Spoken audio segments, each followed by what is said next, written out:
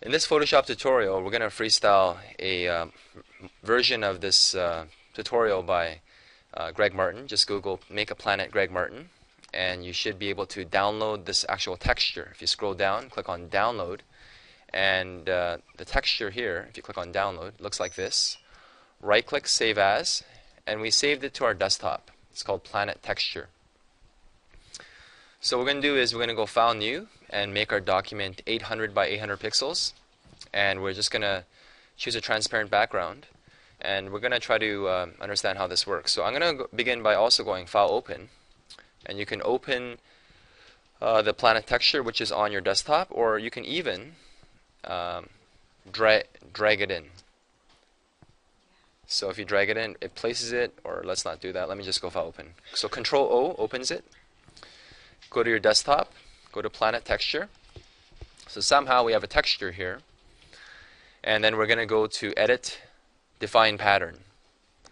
So defining a pattern allows you to create your own pattern from scratch. And of course, you can draw your own pattern and call it whatever you want. But I'm just going to click on OK. So we have our own pattern, and we have a nice document that's yay big. And we're going to use a selection tool. So here, going to go to the Elliptical Marquee tool, right-click the second tool. So when you right-click the second tool, choose Elliptical Marquee tool. There you go. And let's hold Shift, click and drag. So when you hold Shift, it actually moves it in proportion. And let's press Control-Z because I realize I have the feather setting on from the last time. So I'm going to change it to 0 feathering. Hold Shift, drag. And when you use the arrow keys or shift arrow to move it quickly, you can see that you can move the actual selection, which is nice. So we have a circular marquee tool selection selected. And this is where we can use the brush tool. I'll use a brush tool here. And before I do this, let me press Control D to deselect or select deselect. You may want to actually see how this brush looks on a black space background. So I'm going to hit the color here, reset the colors to black and white, use the paint bucket tool,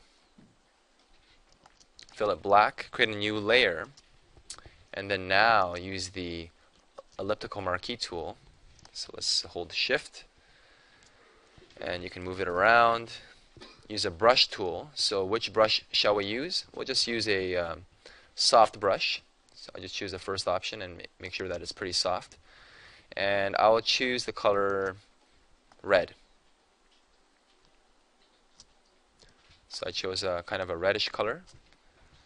So right now the settings are kind of hard. So I'm going to change we're changing the opacity to 100% and the flow to 10%.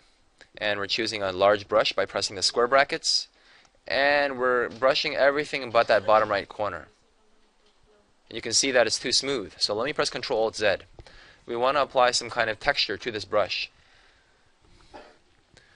So if you go to Window, Brush, or press F5, you should find the brush panel here. If you hit the collapse, you might find the icon here that looks like a brush. And we're going to go to the texture, click on the middle of the word texture, and choose the actual texture that we customize. So it's right here. Double click, and then collapse it by hitting this double arrow. So we're going to draw a nice red planet, and you can see it's getting darker and darker, but we left this corner here. And I'm going to try an interesting technique now. You could try the spherizing as well. So we could go to Filter, Distort, Spherize, which kind of makes it more like a circle, a 3D circle, a sphere. Click OK. You can see it pushes it out a little bit. Now what I'm going to do is I'm going to copy merged. I'm going to copy merged because I want to copy the black as well as the both layers. So I'm going to create a new layer, and I'm going to paste it, Control V. And so we don't really need this layer now. It was temporary. So when I double click this layer on the side here, double click, we have layer styles. Going to add a glow. So here's an outer glow. And the outer glow, you can change the color if you wish. I'm just going to hit the little color here, maybe make it kind of a reddish glow color. And we can increase the size a bit. You can see it's glowing red. just play with the numbers a bit. We're going to choose the inner glow as well. So inner glow, click in the middle here. We'll choose kind of maybe a yellowish orangey color perhaps. And let's try inner glow that's bigger. The tutorial suggested something like 75 or so. I'm just going to freestyle that a little bit bigger. If this is too orange, maybe we should make it more red.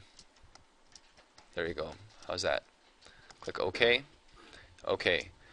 So this is nice. We have a nice effect, and the reason why we copy merged and pasted it is so that we actually apply the glow to a full circle as opposed to applying the glow to a crescent shape. And your planet would look strange if you're applying a glow to a crescent shape. Try it out. If I hide this layer and I show this layer and I apply the glow here, if I go outer glow, you can see that the glow is being applied only to the crescent part. So if this part was more black, it'd even look worse. So let's not do that. Okay, so let's show this nice layer here. I'm going to finish this tutorial off by creating a new layer and using the color black. So reset the colors, and we already have a very soft brush. And because this is right on top and we have a low flow setting, we don't want to create a shadow with the texture, so Control Z. Let's remove the texture from the brush. So hit the drop down box, or actually right here on the brush settings. Deselect texture, collapse it, and we should be able to draw a nice, smooth, flowing brush and create a nice shadow. So just try to make a circular motion there, erase away the edge, and we're getting to the point where we're making a pretty nice planet. Alright, so hopefully you found this tutorial useful, and now you can make some pretty planets.